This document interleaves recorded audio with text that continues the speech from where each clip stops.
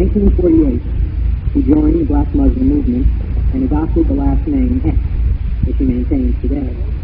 Although still a Muslim, he has broken with Black Muslim movement recently, where he served as the chief minister, and he is now chairman of an organization of American Unity, the description of which I will leave to him. He now prefers to be known as Brother Malcolm when he is speaking in a religious capacity, but Malcolm X when he's speaking in a political capacity. The New York Times reported not too long ago that Malcolm X was the second most sought-after speaker on colleges and university campuses. The first was Barry Goldwater. I introduce this evening's speaker, Mr. Malcolm X.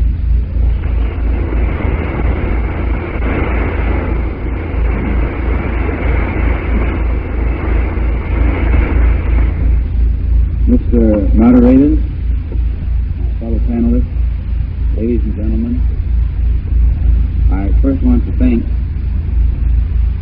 the Harvard Law School Forum for the invitation to speak here this evening, and especially on a very timely topic, the African Revolution and its impact upon the American Negro. We probably won't use the word American Negro. We will substitute it with the word Afro-American. And when I say Afro-American, I mean it in the same context that you usually use the word Negro in. But our people today increasingly are shying away from that word. They find that when you're identified as one, it tends to make you catch a whole lot of hell that people who aren't identified as that don't catch. Along with the present debate that's going on in the Congo right now, if you've been following it, you probably are aware that there's a new tone and a new tempo, almost a new temper being reflected among African statesmen toward the United States. And I think we should be interested and concerned with what impact this will have upon the Afro-Americans and how will it affect America's internal race relations. It will affect, we know that it will affect America's race relations with the world at the international level. It's already having that effect. But what we are primarily concerned with here in this country is what effect will it have upon the internal race relations that they say have been developing in this country between the Afro-American and the white American. Tonight, during the few moments that we have, I myself would rather just engage in a very informal chat type talk with you, and the reason that I would rather be informal, I've learned people are more relaxed and open-minded under those circumstances, and my experience has been that many white Americans usually reflect a great deal of intelligence until you get them in a discussion on things racial. As soon as you get them on the race issue, all of their intelligence seems to go right down the drain. They become more involved emotionally, and they cease to be able to be objective, and also they cease to appear to be intelligent. So, since we know that it's a very touchy situation, and I can understand why it would be, because there's a lot of guilt involved. We would hope to create some kind of atmosphere to keep as much open-mindedness as possible. To me, it's actually encouraging to see as many out here as are here, showing a personal interest in the problem. Myself, I believe the best advice that can be given to anybody today, especially students, is to try and always go places and see things for yourself and hear people for yourself so that you can think for yourself and judge for yourself. If you sit around and let others tell you how to think based upon what they've seen and what they've heard, you find that you will always be misjudging many situations and many people. And the time that we're living in nowadays, it's very important to make a sound judgment. And the best judgment you can make is for yourself, because that's what you make and what you've seen and what you've heard with your own eyes and with your own ears. When you let yourself be influenced by images that have been created by others, you find that oftentimes the one who creates those images can use that image to mislead you, confuse you, and misuse you by misleading you. A good example, a couple of weeks ago, about a month ago, I was on a plane between Algiers and Geneva, and there were a couple of Americans, white, one male and one female sitting to my right. We were all in the same row, and we had a nice conversation going for about 35 or 40 minutes. And finally, this lady, she looked at my briefcase and she said, "I would like to ask you a personal question." Well, I knew it was coming. She said, "What kind of last name should you have that begins with X?"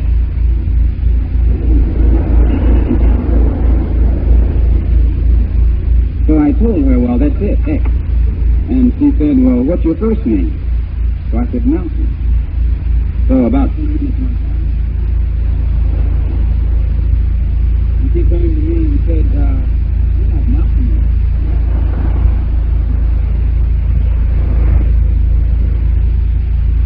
You see, we had had a nice conversation going. Just three human beings. And as soon as, but she couldn't believe that I was the one that she had heard about, because she was looking for the image that had been created by the press. And she said so. She said, "I just wouldn't have believed that you were that man." So I had another similar experience last week in Oxford, at the Oxford Union. We had a debate, and before the debate, several students had dinner together. And there was one girl student that looked kind of cross-eyed, goggle-eyed, and otherwise. And finally, she just told me that she wanted to ask me a question. She said that, I found out she was conservative too, by the way, whatever that is. And she said that, "I just can't get over you not being like I had expected." So I told her that it's another case of the press again, which is very skillful at creating images. And then I had a similar case last night, experience last night in New York at the United Nations. A friend of mine from Africa came in with a white woman who was involved in some kind of philanthropic foundation over there, you know, there's a lot of them. And he and I was in a conversation for several minutes, and she was standing there. I conversed with her. She was in and out of it. And finally, I heard her whisper to someone off to the side. She didn't think I was listening. She said, she actually said this, "He doesn't look so wild, you know." Now, this was a full-grown, so-called mature woman. But it shows the extent to which the press can create images and have people looking for one thing and actually miss the boat because they're looking for the wrong thing. They were looking for horns. And by horns, I mean they were looking for a man whom they expect to hear say, "We should kill all the white people." As if you could kill all the white people.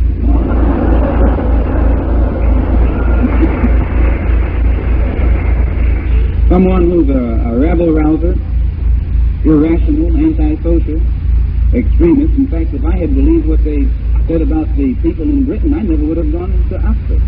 I would have let it slide. And when I got there, I didn't go by what I had read about them. When I got there, I found out that they were quite human, likable, some of them. They weren't what I had expected. And I only take time to mention that tonight because, in my opinion, one of the sciences that is being used today and misused today is this science of image making. The power structure uses it. They use it at the local level, they use it at the national level, and they use it at the international level. And oftentimes when you and I think that we've come to a conclusion on our own, the conclusion we've come to is something that someone else has invented for us by the images that they've created. So I can state briefly concerning my own stand. I'm a Muslim. Now, if something is wrong with that, we can get rid of it. I'm a Muslim, which only means that I believe in the religion of Islam. I believe in Allah. Same God probably that many of you would believe in if you knew more about him. I believe in all of the prophets, from Abraham, Moses, Jesus, Muhammad, and I think most of you yourselves, if you're Jewish, you believe in Moses, you might not say Jesus. And if you're Christians, you believe in Moses and Jesus. Well, I'm a Muslim. I believe in Moses, Jesus, and Muhammad. I believe in all of them. So I think that I'm way up on you in religion.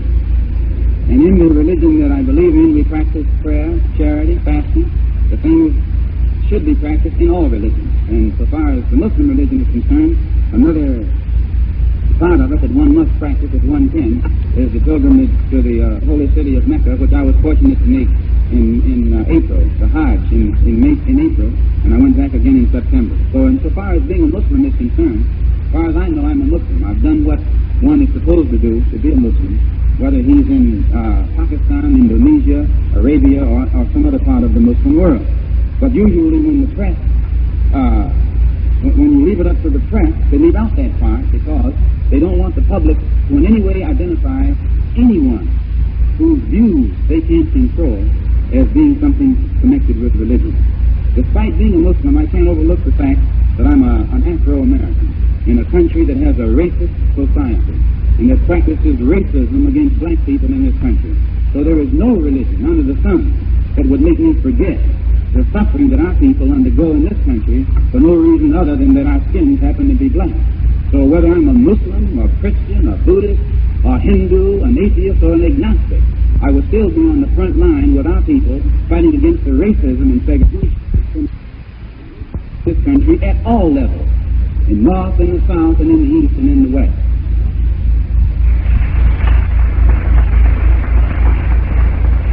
I believe in the brotherhood of all men, but I don't believe in wasting brotherhood on anybody who doesn't want to practice brotherhood with me. I don't think that brotherhood should be practiced with a man just because his skin is white. I think that brotherhood should be practiced with a man based upon the deeds and the attitude of that man. So as where brotherhood goes, I'm for brotherhood with everybody who wants to practice brotherhood. But I couldn't practice brotherhood with Eastern and some of those crackers in the South who are responsible for the condition of our people, as well as many of these in the North, who are also responsible for the condition of our people. So where brotherhood goes, I'm for brotherhood. But in my opinion, brotherhood is a two-way street. Those who want to practice it, I want to practice it with them. But those who think I should practice it, and they should watch me practice it, I don't go along with that.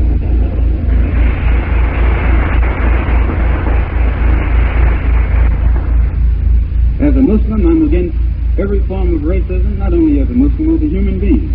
I'm against every form of racism and segregation, and will unite with anybody who is genuinely involved in a struggle against racism and discrimination. But I don't go for these mediocre efforts, these pronouncements, and then mediocre efforts against racism and discrimination. We don't want to get involved in that.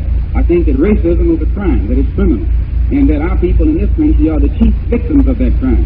And as far as I'm concerned, when a racist comes to practices racism against me, I intend to fight him, not nonviolently. I think that I am justified, and any black man is justified in fighting in any means necessary, by any means necessary, against anyone who comes to inflict him with any kind of brutal harm whatsoever. And I think that that kind of thinking is increasing among our people in this country, whether people want to hear it or not. You can give out all the peace prizes on earth. That's not going to make the people who aren't at peace be at peace.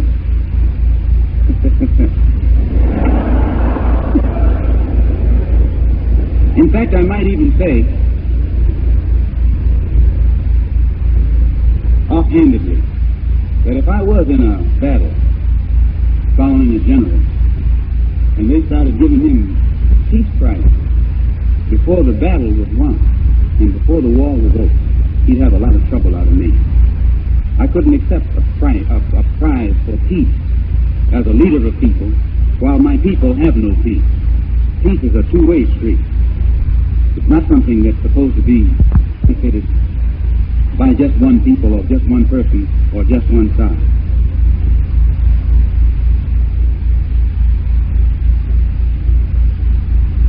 The press in this country is used and has been used very skillfully to create images.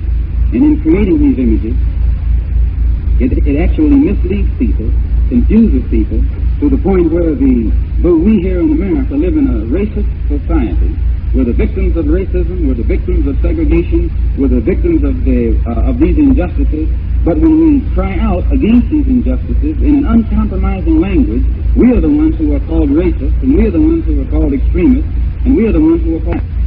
For no reason other than the fact that we take an uncompromising stand against racism, they call us racists. Or because we take an uncompromising stand against segregationists, they call us segregationists. This is the press that does this. So that when we start crying out against the crime, instead of people looking at us as victims of the crime who are reacting to the crime, they see us in the image that the press has created, as racists who have no justification whatsoever for reflecting the type of attitude that we do. And this press is used very skillfully at the local level by the police. It's used at the national level by the FBI. is used at the international level by the CIA for doing nothing other than creating images that will justify at the local level whatever the police want to do to their victims, or at the national level whatever the FBI wants to do to its victims, or at the international level whatever the CIA wants to do to its victims. They create the victim in the image of an extremist. And once the victim is projected in the image of an extremist, then everything the victim does, even to defend itself from other people's extremism, is an act of extremism. They create the victim in the image of someone who's violent, and then when the victim is doing something, is struggling vigorously to protect itself from the violence of others, the victim is made to appear in the image of a criminal itself, and the criminal is projected in the image of someone who's the victim. The press does this, and the people in this country especially are victimized by it more so than any people, any place on this earth. They create images for the power structure. And in a nutshell, they make the criminal look like the victim, and the victim look like the criminal. The recent situation in the Congo is one of the best examples of it. The headlines that were used and the manner in which they were used are a good example of how the press is used by the power structure to mislead the public, just by creating images in the wrong way. In the Congo, they had planes bombing Congolese villages. Now, the Congolese have no air force. They have no defense against an air force. Yet American people have read in the paper where American trained anti-Castro Cuban pilots are bombing the rebel stronghold, meaning that these pilots are dropping bombs on African villages in which are women, children, and babies. But because they very shrewdly put that tag, American trained, this gives it legality. Anti-Castro Cuban, this gives it legality. Because they're against Castro, whatever they do is all right. Because they're American trained, whatever they do is all right. Despite the fact that what they're doing is dropping bombs on villages that know nothing about a defense against bomb bombing, and blowing black women and black children and black babies as well as black men to death. But they get away with it because they've been given a holier-than-thou image with the American label or the anti-Castro label. This is the press that does this. And it's criminal. But the criminal here is made to look like the victim. And you let them get away with it because the victim has been made to look like the criminal with shrewd press maneuvering. But one cannot deny that the planes are American and the bombs are American, and they're being escorted by American paratroopers and flown by Cubans who have been trained by Americans to drop bombs, which is mass murder. Murder of women, children, and babies. But it's okay, because the victim has been given the image of the criminal, and the criminal who's responsible has been given the image of the victim. And they disguise mass murder as a humanitarian project. And they fool nobody but the people here in America. They don't fool the world. The world is already able now to see beyond that. To take it a step farther, they have a man over there called Shombi, a murderer, actually. The world knows that he's the murderer of the rightful prime minister of the Congo. No matter what kind of language you put it in, he's a murderer, pure and simple. The real prime minister of the Congo was murdered. His name was Patrice Lumumba. He was murdered by this man. So the American government, your and my government, takes this murderer and hires him. They prop him up. What's that? They hire him to run the Congo. He's a killer. He becomes their hired killer. They put him in office and prop him up with American dollars. And to show what a hired killer he is, his first act is to go to South Africa and hire more killers and pay them with American dollars. And it's glorified because he's given the image by the press as being the only one that can bring stability to the Congo. He's a murderer. Whether he can bring stability or not, he's still a murderer. But he's forced upon the American public with the American press. And the American people are dumb enough to buy it. I don't mean you, because I know you all here at Harvard are more intelligent than that.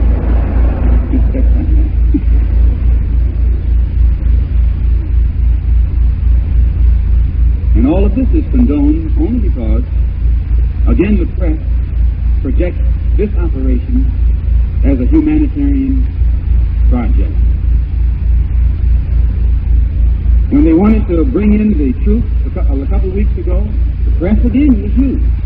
They built up hysteria in the mind of the public in order to get the sympathy of the public and so that they would support the criminal action that they were about to become involved in. The headlines spoke about white hostages. They didn't say hostages. They said white hostages. They didn't say missionaries. They said white missionaries. They didn't say nuns and priests. They said white nuns and priests. Why? They had to get the sympathy of the white public in America. They had to trick up your mind, get your sympathy and your support for the criminal action that they were getting ready to become involved in that Congo. And they tricked you. As I say, not you, but the general American public came out with no outcry. But when you read the press, I think you'd have to agree. It would be easy for one to get the impression that Americans consider white lives to be more valuable than black lives. Americans consider 40 white lives more valuable than 4,000 black lives. This is the impression one would get from the press. Because if it was a humanitarian project, it would have been sufficient to say that human beings were being held hostage, that human life is at stake. But there were thousands of Congolese already losing their lives. The mercenaries were shooting them down like cattle. And these mercenaries were paid with American dollars, or by American dollars. So I say that the American press has been used to mislead the people, the American people. They've made the murderers look like saints. They've made the victims look like criminals. They've made criminals look like the victims. In fact, they've made the devil look like an angel, and the angels look like devils. And I don't think anybody would deny that when you send chickens out of your barnyard in the morning, at nightfall, those chickens are going to come back home to roost in your barnyard. Chickens that you send out always come back. That's a law of nature. I was an old farm boy myself. I got in trouble saying this once, but it didn't stop me from being a farm boy. When you send your chickens away, your chickens always come back home. Other people's chickens don't come to roost on your doorstep, and yours don't go to roost on theirs. So the chickens that this country is responsible today for sending out, whether the country likes it or not. If you're in any way mature and you look at it like it is, someday soon, they've got to come back home to roost. America, because of her recent policy in the Congo, is being tracked. Our friend from Africa, who is in a good position to know, said that he believes that the United States government is being advised by her worst enemy in the Congo, because never has someone come up with such insane action as this government has been involved in, especially identifying itself with a man like Shumbi, who is the worst African on earth. You can't find an African on earth that's more hated than Shumbi. And it's a justified hate that they have toward him. He wins no victory. His soldiers have never won a victory. That is, Congolese troops have never won a victory for Shumbi. Every victory that Shumbi has received has been victories that have been won for him by white mercenaries who are hired to kill for him. But the Africans in the Congo who win don't win for the Leopoldville government. They win for the Stanleyville government. Every victory that has been brought about by sheer Congolese soldiery has been brought about for the Stanleyville government because they're fighting for themselves. But the victories for Shumbi are only by outsiders, which only means that the only way you can keep him is keep propping him up. And you got to send more white soldiers and more white soldiers and more white soldiers. And the Congo is too big for that many white people to get bogged down in. And it's hot. And it's an uncomfortable place for you. And if the government doesn't realize this soon, I think you'll find that the American troops will be bogged down in a worse situation in the Congo than they are presently bogged down in South Vietnam over there in Asia. And as an American, at least that's what they told me I was, I'm concerned. I wouldn't like to see our good country get bogged down in the Congo. Shambi himself will never be acceptable to the Congolese people. He'll never be acceptable to the African people. And any African government that supports Shambi will be overturned by the people of that country. There is no African leader in any country that would have the audacity to stand up and support a man like Shambi and not be writing his own doom on the wall.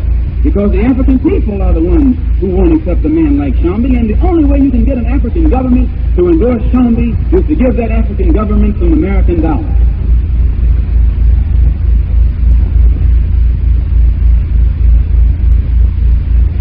Because Shambi is a curse. He's an insult to anybody who means right, whether you're black or white. And when Shambi went to Cairo, it caused trouble. When he went to Rome last week, it caused trouble. He went to Germany, it caused trouble. Wherever Shambi goes, it's trouble erupts. And if Shambi comes to America, you'll see the worst type of rioting and bloodshed and violence that this country has ever seen. Nobody wants that kind of man in their country. And you can't find any Afro-Americans who would go along with any kind of governmental policy as is being practiced in the Congo right now. It is an insult for black people in this country to vote for a man like Johnson, 97%. And his first act was to send mercenaries and paratroopers into the Belgian Congo, where they said they kidnapped us from 400 years ago.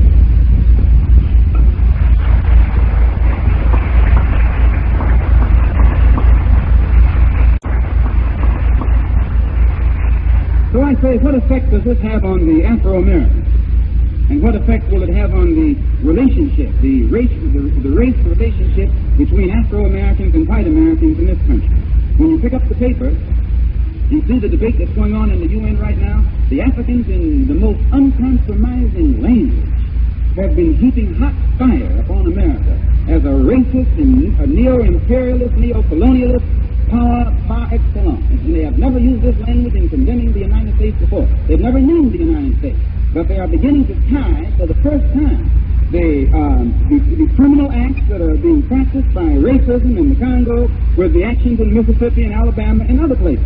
And they're pointed out that the white people in America, at least the government, so when I say this, I don't mean all white people, but most of them, the government itself has shown just as much disregard for lives wrapped in black skin in Congo as it shows for lives wrapped in black skin in Mississippi, Alabama, and other places in this country.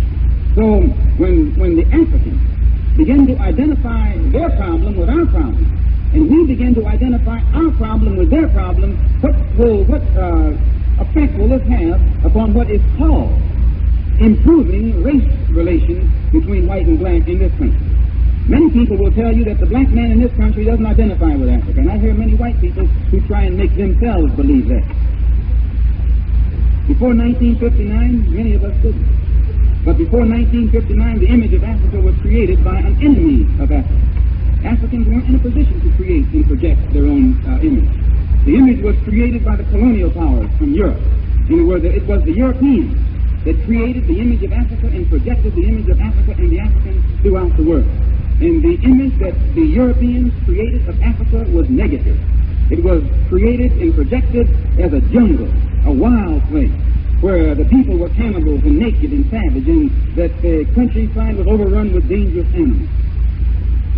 The image of Africa and the African was made hateful. It was made so hateful that 22 million Afro-Americans in this country wouldn't identify with it, only because the only image we had of it was something that no one would want to be identified with. And that image was created by an enemy. We didn't realize at that time that in being made to hate Africa and in being made to hate the Africans, we were being made to hate ourselves. You can't hate your root or the roots of and not hate the tree. You can't hate your origin and not end up hating yourself. And we certainly can't hate Africa and at the same time learn how to love ourselves. And these people knew this. Come on. The pulse, the voice, the very life drive that is reflected today in the Africa between white and black in this country. Many people will tell you that the black man in this country doesn't identify with Africa. And I hear many white people who try and make themselves believe that. In 59, many of us didn't. But before 1959, the image of Africa was created by an enemy of Africa. Africans weren't in a position to create and project their own image. The image was created by the colonial powers from Europe. In other words, it was the Europeans that created the image of Africa and projected the image of Africa and the Africans throughout the world.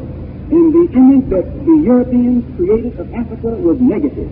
It was created and projected as a jungle, a wild place, where the people were cannibals and naked and savage, and that the countryside was overrun with dangerous animals. The image of Africa and the African was made hateful.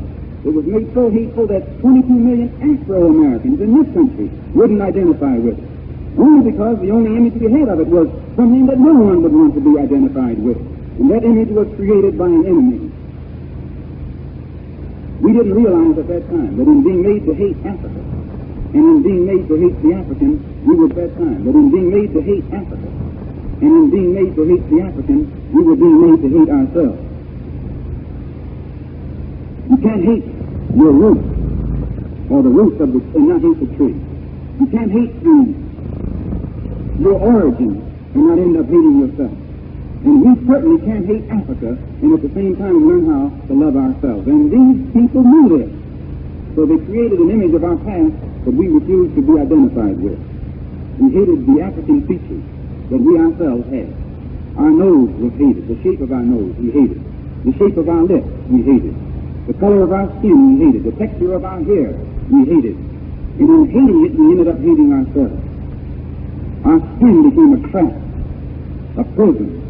We felt inferior, inadequate, and helpless. And all of this resulted from the image that had been created for us of Africa. And it was an image that wasn't created by Africans nor us, but it was an image that was created by the enemy of Africa and someone who was an enemy to us.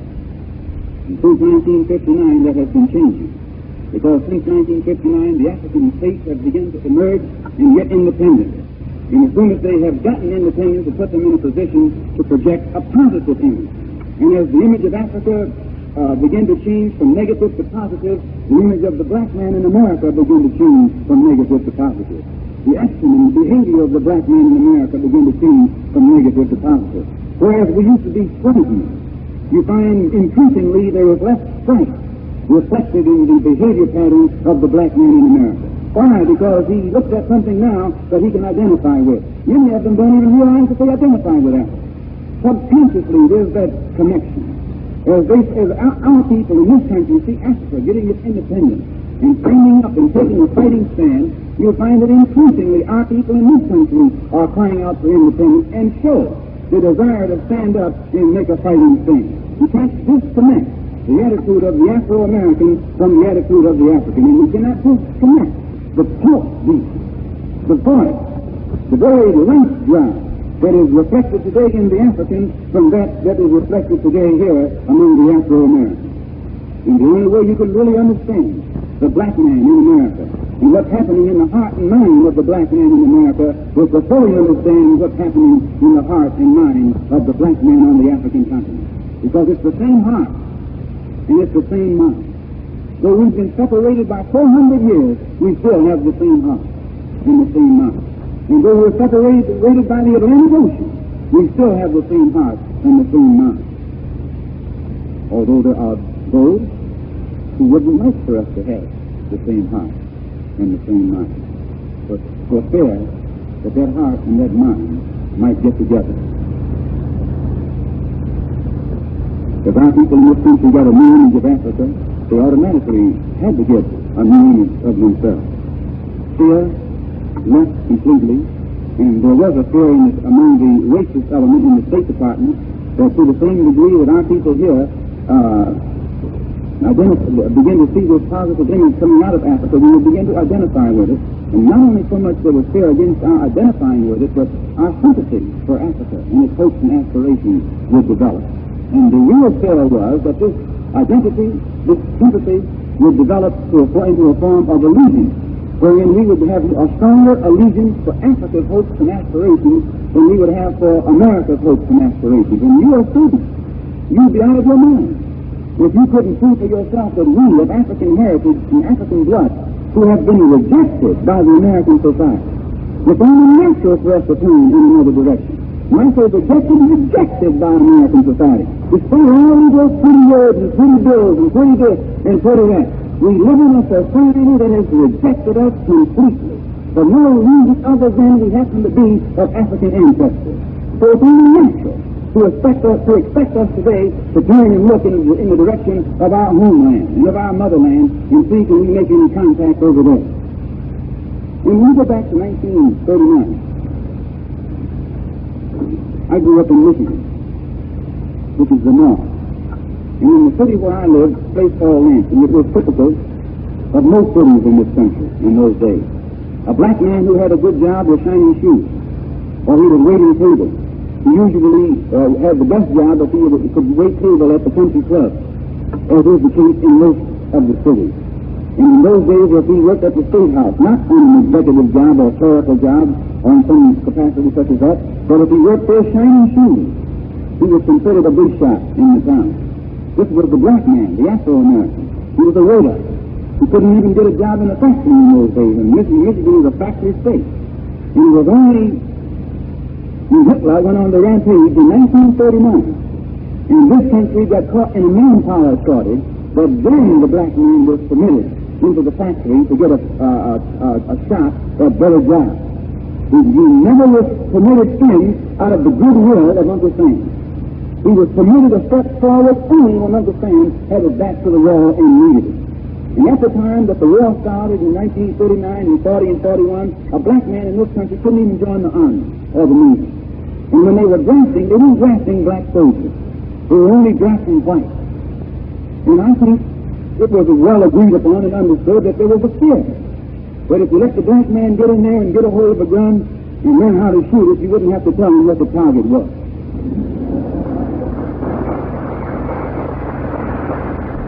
It was not until the Negro leaders, and in this sense I use the word Negro purposely, it was the Negro leaders in those days who began to cry out and complain that if white boys are going to die on the battlefield, our black boys must die on the battlefield too.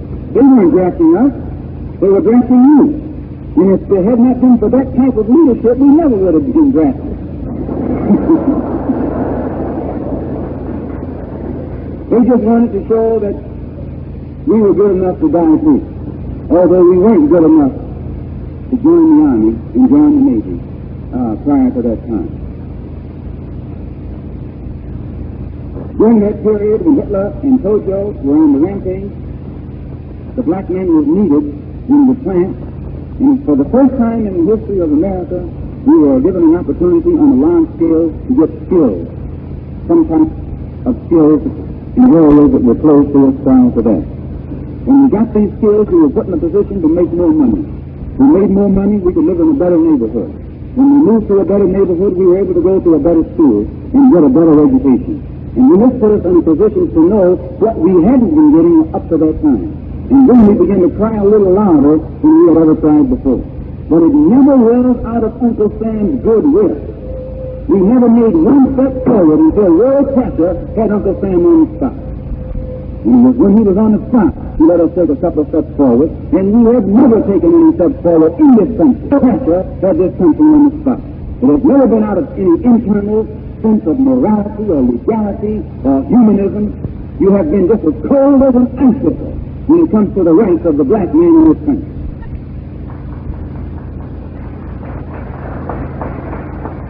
You excuse me for raising my voice, but I do think it's time, as long as my voice is the only thing I raise, I don't think you should get too upset.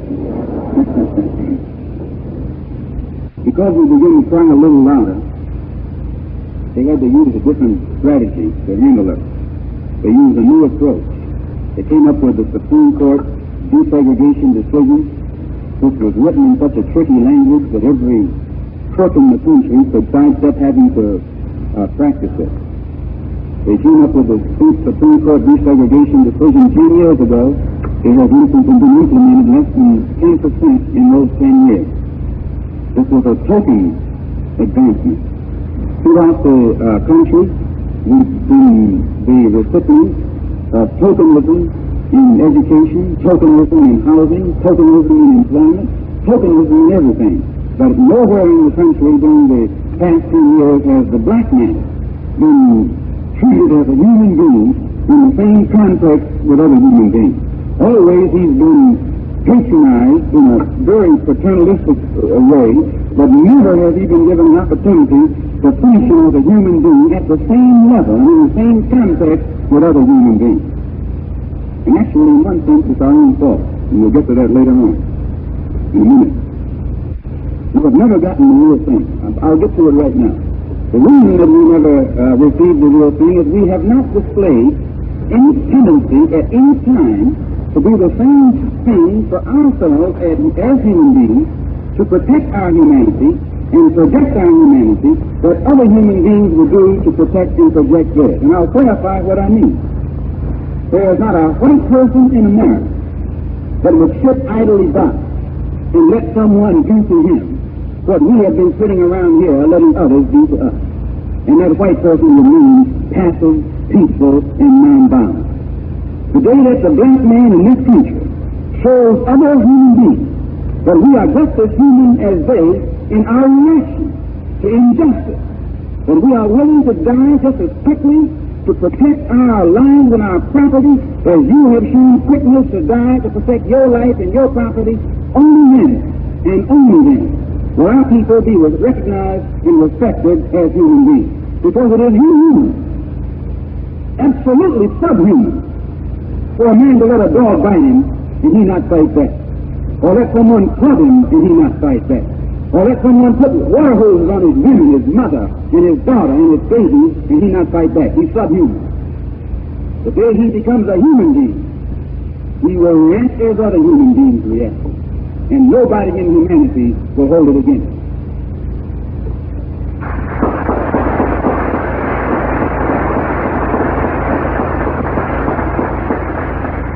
So I tell you my conclusion that in 1959, at the same time that we were faced with this problem wherein the government had to come up with a lot of tokenism and different maneuvers, smiles and promises to try and hold the what they call the Negro revolt in check. At the same time, in 1959, the colonialism that was practiced by the European powers was collapsing on the African continent. Our struggle and our initiative and our militancy was in tune with the struggle and the initiative and the militancy that was being reflected by our brothers on the African continent. When the colonial powers saw that they couldn't stay in Africa anymore, it's like somebody that's playing basketball. When he gets boxed in, he has to pass the ball to a teammate who's in the cliff. The colonial powers were boxed in on the African continent. They didn't intend to give up the ball. They just passed it to the one that was in the cliff. And the one that was in the cliff was the United States. And the ball was passed to her. And she picked up that ball and has been running it like mad ever since. See, her presence on the African continent has replaced the imperialism and colonialism of Europeans, but it's still imperialism and it's still colonialism. And they have fooled many of the Africans into thinking that they weren't an imperialistic power or colonial power or had these intentions until their hand was revealed when they took and hired this killer named Sandy and put him back in the Congo. And nothing that America could ever have done could have awakened the Africans to her true intentions as her dealings with this murderer named Sandy.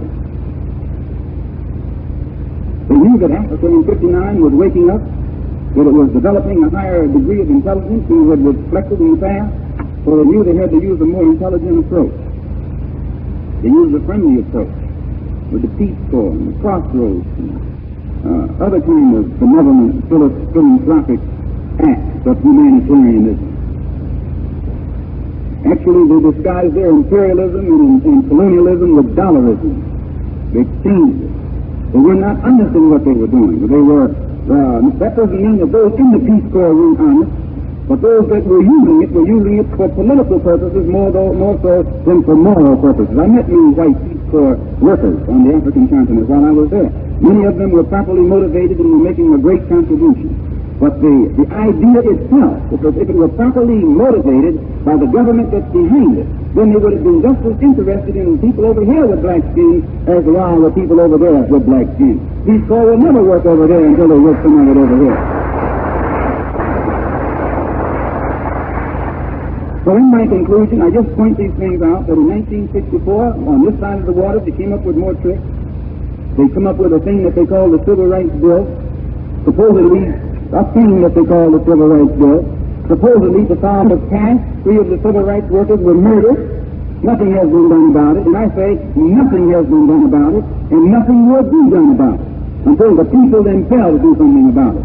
I, for one, think that the best way to stop the Ku Klux Klan is talk to the Ku Klux Klan in the only language that is understood. You can't talk French to someone who speaks German and communicate. You have to find out what language a person speaks. And when you know their language and speak their language and you communicate, you get your point across.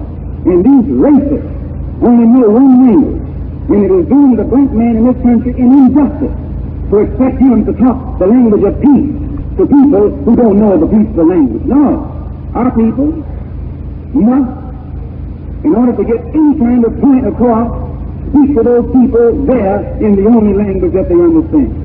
And we're getting into an area right now where the black man in this country is capable and qualified to learn how to speak whatever language the races speak. The government can't protect us. The government has not protected us. And it's time for us to do whatever is necessary by any means necessary to protect ourselves. And if this government doesn't want us running around here wild and acting like that, then I say let the government get up off its whatever it's on and take care of itself.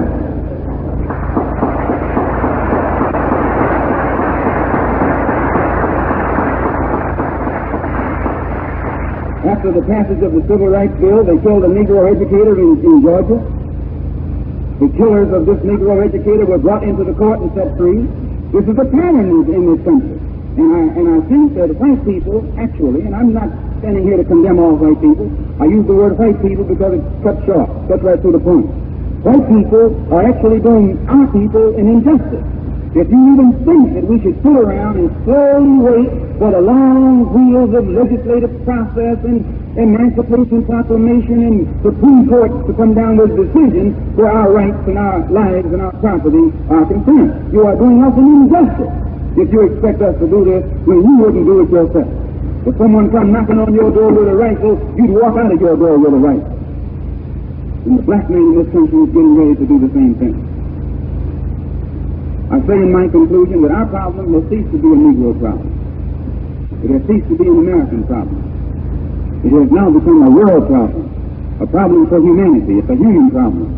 And as long as we waste our time in this country confining our struggle to one which can be labeled as a civil rights struggle, it's domestic, it's held within the jurisdiction of the United States.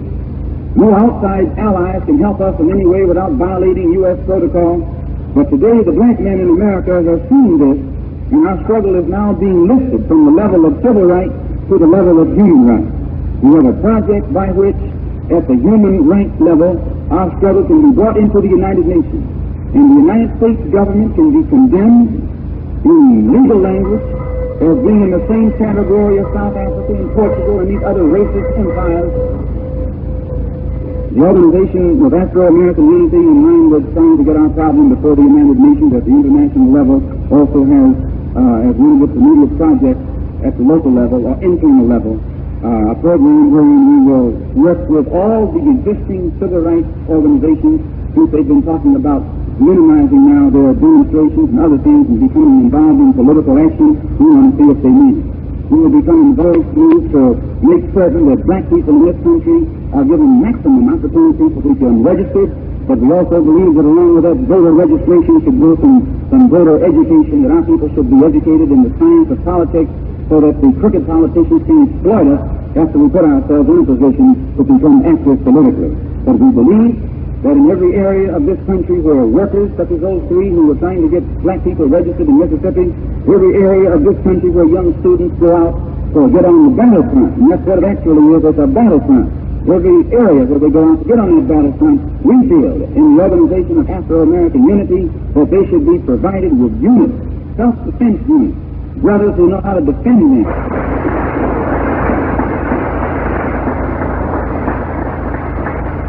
We don't believe that we should let civil rights workers be murdered in a government that can't protect civil rights workers. We believe that if the government can't do it, then we should do it. And even in the Christian Bible it says, he that kills with the sword should be killed by the sword. And I'm not against it. I'm for peace. But I believe that any man who's facing death should be able to go to any extent to see that who's trying to kill him doesn't have a chance to do it. We support every civil rights group plan for political action, as long as it doesn't compromise, but we don't believe that we should be the victims any longer. We believe that we should let the world know that bloodshed, we should let the Ku Klux Klan know that bloodshed is a two-way street, that dying is a two-way street, that killing is a two-way street. Now, I say it in as peaceful language as I know how, but there was another man back in history, an old friend of mine that I read about once, named Hamlet. He was concerned in a sense with the same thing that our people are concerned with here in America. And he was contemplating what to do in the words to be or not to be. That was the question. He was trying to figure out whether it was nobler in the mind of man to suffer, peacefully, the slings and arrows of outrageous fortune. And as long as he suffered, then he'd still be suffering. Or whether it was nobler to take up arms and by opposing end them. And I think that his little soliloquy answered itself. As long as you sit around here suffering slings and arrows, you'll be suffering out. As long as you sit around here afraid to use some slings and arrows, you'll be suffering the rest of your life. But today, we have come to the conclusion that it is time to take up whatever is necessary, by any means necessary, to bring these sufferings to a halt. Thank you.